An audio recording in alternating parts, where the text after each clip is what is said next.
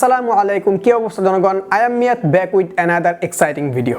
মূল ভিডিওটি শুরু করার আগে বলে দিচ্ছি, আপনি যদি আমাদের চ্যানেলে নতুন হয়ে থাকেন তাহলে অবশ্যই সাবস্ক্রাইব বাটনটি প্রেস করে পাশে থাকা বেল বাটনটি অন করে দিন আমাদের পরবর্তী সকল লেটেস্ট আপডেটগুলি সবার আগে পেতে। So without wasting any time, let's get start.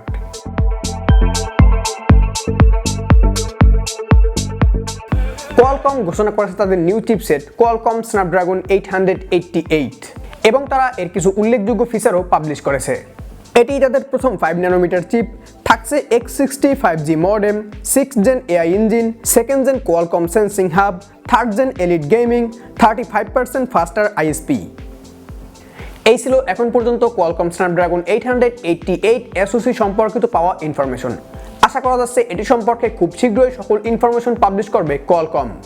অন্যদিকে Xiaomi ঘোষণা করেছে তাদের Mi 11 হতে যাচ্ছে Qualcomm Snapdragon 888 SOC সমৃদ্ধ প্রথম স্মার্টফোন এবং যেটা রিলিজ হতে পারে 2021 সালের জানুয়ারির প্রথম সপ্তাহ নাগাদ। সো এই ভিডিওটিতে আমরা মেইনলি Xiaomi Mi 11 সম্পর্কে এখন পর্যন্ত পাওয়া কিছু ইনফরমেশন আপনাদের সাথে শেয়ার করব।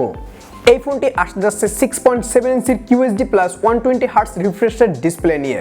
QHD+ এবং 120Hz রিফ্রেশ রেট ডিসপ্লে এক্সপিরিয়েন্সটাকে আরেক ধাপ এগিয়ে নিয়ে যাবে।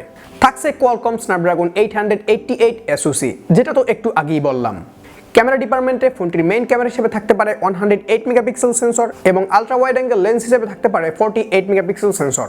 এর প্রাইস সম্পর্কে এখন পর্যন্ত ওরকম কোনো ইনফরমেশন পাওয়া যায়নি, তবে ফোনটির রিলিজ ডেট হতে পারে 2021 সালের জানুয়ারির 10 থেকে 15 তারিখের ভেতরে। এই ছিল এখন পর্যন্ত Qualcomm Snapdragon 888 SOC এবং Mi 11 সম্পর্কে কিছু ইনফরমেশন। এই টাইপের ভিডিওগুলো যদি আপনাদের ভালো লাগে তাহলে মাঝে মাঝে রিভিউয়ের পাশাপাশি এরকম কিছু ভিডিও নিয়ে হাজির হব ইনশাআল্লাহ।